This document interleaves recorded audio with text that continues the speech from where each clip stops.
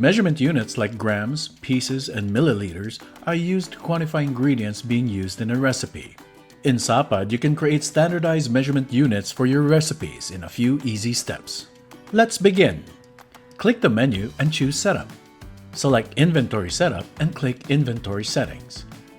Choose Measurement Units and click the Add Measurement Unit button. Enter the name, for example, milliliters. When done, click Save. Once you add an ingredient, you'll be able to see your measurement units when you click the drop-down button. And there you have it. Just remember these 3 simple steps. First, go to Measurement Units under Inventory Settings. Second, add the measurement unit. And lastly, click Save. Want to learn more? Click on the link below to book a demo.